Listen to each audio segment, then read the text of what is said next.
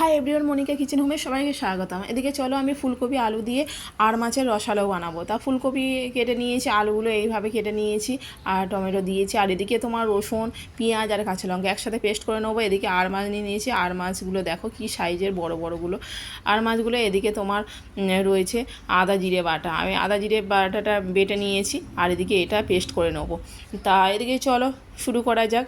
এদিকে দেখো কড়াই বসিয়ে দিয়েছি, কড়াইটা গরম হওয়ার অপেক্ষা থাকতে হবে। কড়াইটা গরম হয়ে গেছে আমার, এবার সর্ষের তেল দিয়ে দিলাম। সর্ষের তেলটা গরম হবে, এবার গরম হয়ে গেলে মাছগুলো আমি নুন হলুদ দিয়ে একেবারে মাখিয়ে নিয়ে ভালো করে মাখিয়ে নেবো। টাখিয়ে নিয়ে এবার ভালো করে আমি ভাজবো। আর মাছগুলো সাইজ দেখেছো কিরম বড় বড়, খেতে খুবই সুন্দর লাগে। এই ফুলকপি আলু দিয়ে আর এই আর মাছের রসালোটা এত সুন্দর খেতে লাগে, গরম গরম ভাতের সাথে এত সুন্দর লাগে। তোমরাও একবার ট্রাই করো এইভাবে। তা চলো কিভাবে করা যায়, চলো শুরু করা যাচ্ছে। ধরো নুন হলুদ ভালো করে আমি ম্যারিনেট করে নিলাম, মাখিয়ে নিয়েছি দেখো। এবার আমি তেলটা গরম হয়ে গেছে, এবার ভালো করে আমি এক করে এবার মাছগুলো দিয়ে আমি ভাজবো। কেন ঢাকা দিয়ে ভাজছি, কেন মাছগুলো ভীষণ ফাটে, ওই জন্য তেলগুলো ছিটকায় না, ওই জন্য আমি এইভাবে ঢাকা দিয়ে। আর আমার পদ্ধতিটা দেখো, ঢাকা দেওয়ার পদ্ধতি দেখো, তোমরাও এইভাবে ভাজবে, তেল ছিটকাবে না। এবার আমার মাছগুলো ভাজা হয়ে গেছে ভালো করে, দেখো ওই তেলের মধ্যে আমি ফুলকপিগুলো ভালো করে ভেজে নেবো। ফুলকপিগুলো একটু ভালো করে ভেজে নিলে কী বলো তো, ফুলকপির যে খেতে খুবই সুন্দর লাগে। একটু তেল লাগে বেশি, ফুলকপি ভাজতে গেলে একটু তেল লাগে। তা আমি ভালো করে ভেজে নিয়েছি। ওই একই পদ্ধতিতে আমি আলুগুলোও ভেজে নেবো।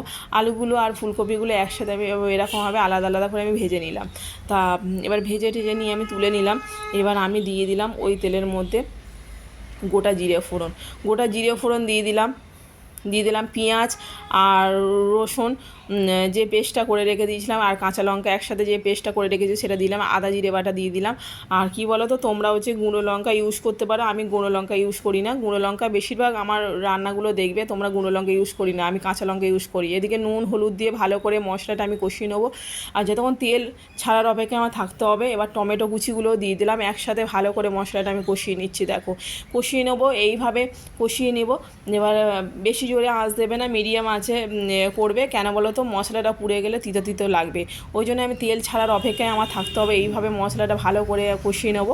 এবার কষানো হয়ে গেলে এবার দিয়ে দেবো আমি হালকা একটু চিনি অ্যাড করলাম। তা চিনি তোমরা অ্যাড করতে পারো না করতে পারো, চিনিটা দিলে কি হয় মাছের স্বাদটা টেস্টটা একটু বাড়ে। তা ওই জন্যে কী হয়, আমি চিনিটা একটু দিয়ে দিলাম হালকা করে। এবার ভালো করে মশলাটা কষিয়ে নিলাম। এবার ফুলকপি আর আলু যে ভাজাটা আমি করে রেখেছিলাম সেই ভাজাটা দিয়ে আমি মশলার সাথে ভালো করে কষিয়ে নিচ্ছি। ভালো করে মশলার সাথে এবার কষাতে হবে, এরকমভাবে কষিয়ে নিয়ে ভালো করে দেখতে পাচ্ছ তোমরা কতটা কষিয়ে এখন পুরো মাখা মাখা মতন হয়ে গেছে। আমি তারপরে একটু জল দিয়ে দিলাম, জল অ্যাড করলাম। জলটা যেরকম পরিমাণে ঝোল খাবে সেই পরিমাণে, ঝোলটা দিলে ভালো লাগে না, এটা মাখা মাখা রসালো টাইপের করবো, ওই জন্যে আমি ঝোল বেশি ইউজ করলাম না। এবার ঢাকা দিয়ে দেবো, ফুলকপি আলুগুলো সিদ্ধ হওয়ার অপেক্ষা থাকতে হবে। ফুলকপি আর আলুগুলো দেখো সিদ্ধ হয়ে গেছে। আমি এবার মাছগুলো দিয়ে দেবো, এক করে মাছগুলো দিয়ে দিলাম। মাছগুলো দিয়ে আবার একটু ঢাকা দেবো, ঢাকা দিয়ে ফোটাতে হবে। ফুটিয়ে একটু মাখা মাখা পুরো ঝোল থাকবে না। আর গরম গরম ভাতের সাথে খুবই সুন্দর লাগে, অসাধারণ এই রেসিপিটা। তোমরাও একবার ট্রাই করো। আর এই আর মাছ খেতে খুবই সুন্দর লাগে। তা ফুলকপি আলু দিয়ে এইরকম রসালো খেতে খুবই সুন্দর লাগে। এবার আমার হয়ে গেছে মায়ের ঝোলটা, রসালোটা। এবার আমি দিয়ে দিলাম ধনে পাতা।